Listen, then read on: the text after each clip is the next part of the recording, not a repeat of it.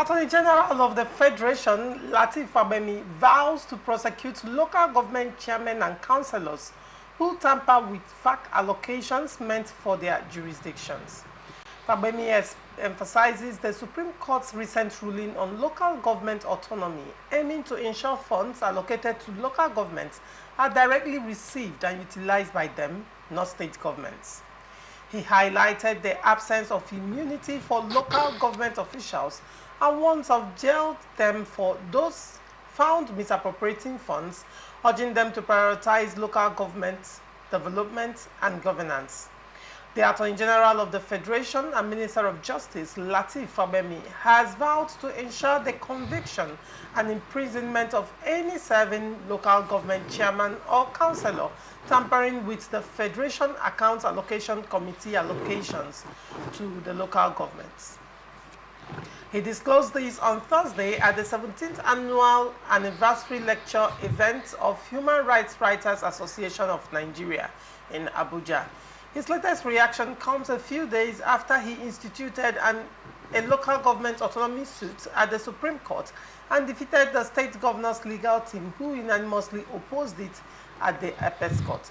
Ndamzi, what is your take on this statement by the Attorney General of the Federation? Yes, thank you very much, Chema. The statement, I can vividly say that the statement is one made in the right direction and in the interest of the local beneficiaries.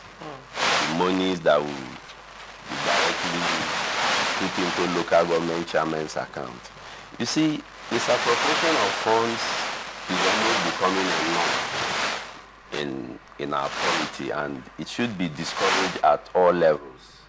So Nigerians should rally around the Attorney General to achieve this feat, because the implication, one of the implications of the Supreme Court judgment will be that the local people should expect a boom and a boost in development and human capital development of the people. If we do not see that, then it means something is fishy, something is missing, and whomever misappropriate fund should be called in, should be investigated and prosecuted and jailed to serve as deterrent to those who may want to indulge in that. We applaud the sincere efforts of the Supreme Court to resolve that and declare the actions of the governors unlawful by, what they do because of Section 7,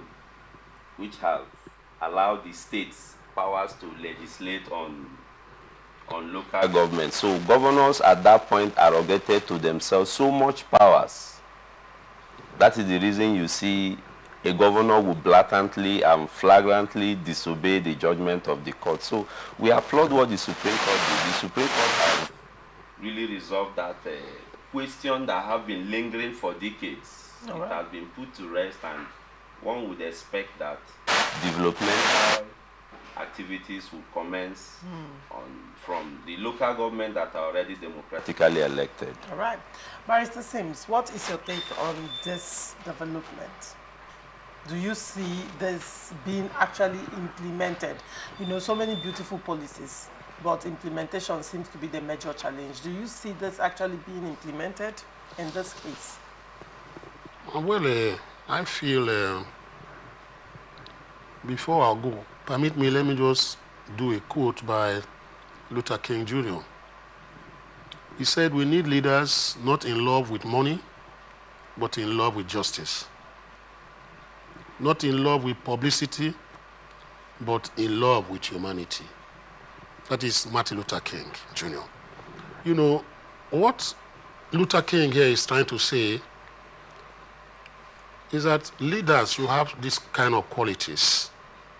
Unfortunately, the Nigerian political space is littered with leaders that have none of these qualities.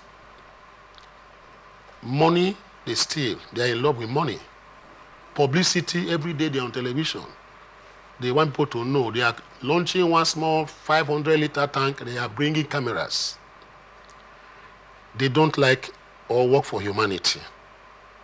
That is why you see the AG has come out to say that he knows that if he does not give this kind of stern, even with his warnings he has given, it does not deter them from, pilfering and allocating, monies meant for public to themselves.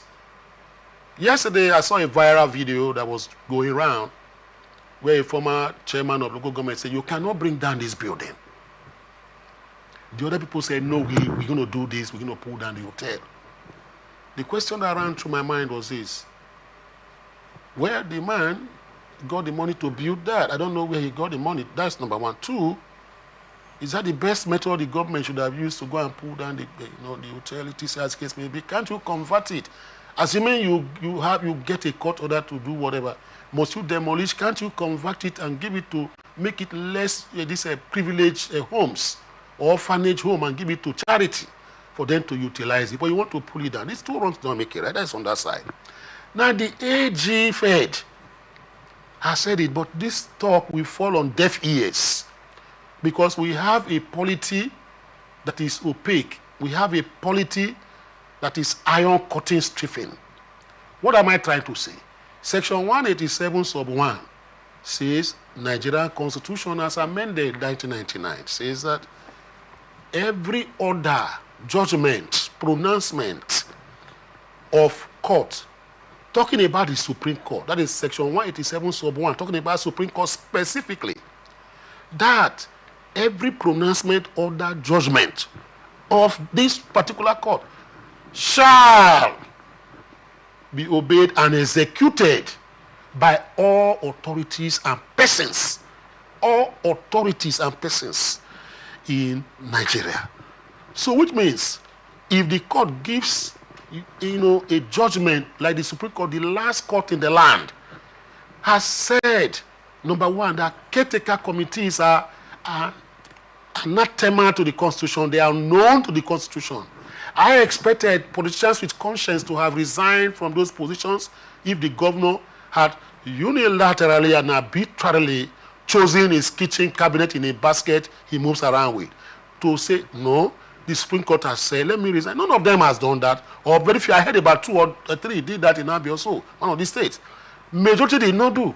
So they are sitting down there because of the fact that money is being voted etc. to them. They are waiting and looking for ways to not drain them, through, different drain pipes that they have. So it goes in there. The AG has, reiterated that if you try doing that, put your hand in that particular till, he is going to prosecute. But we look at the prosecutorial powers of the Attorney General of the Federation, where we look at people who might be biased, in terms of implementation and execution, using their office as instruments of those. What am I trying to say? The prosecution of those. Are you saying that if anybody, CTC member, though illegal contraption as the case may be, put his hand on the till, how long are you going to prosecute? In a Nigerian system, judicial system, of which you are part of, that is slow and very dangerous and slippery, like the road in the cliff in India there. And so I don't understand. So this is the thing. We don't have strong institutions. So he has just made a statement. In my own belief and understanding, it's just a statement made like a broadcaster, to the people. But effectively, I doubt if he can even do that. Even though he has the instrumentalities of the authority to deal decisively with that, those who put their hands, on the till. I doubt if that is going to be possible. So these are things I look at. Beautiful statement. Workability is my problem. Will you take a gun to go and kill them? No, it's through the judicial system that you pass through. A man is arrested, taken before the court. He gets bail. He now goes and do plea again. What have you done about that? So these are things I just feel that these are sanctimonious platitudes. Let me finally end on this. That the AG quite pungently put, but they are sanctimonious platitudes like a pastor will say in church and give you hope. But at the end of the day, he leaves the office, nothing happens. But I am saying finally to people who are members of the CTC, please You don't even need the AG to tell you not to put your hand. Do your work. Let Nigeria be a great nation so that we don't protest on August 1st. All right.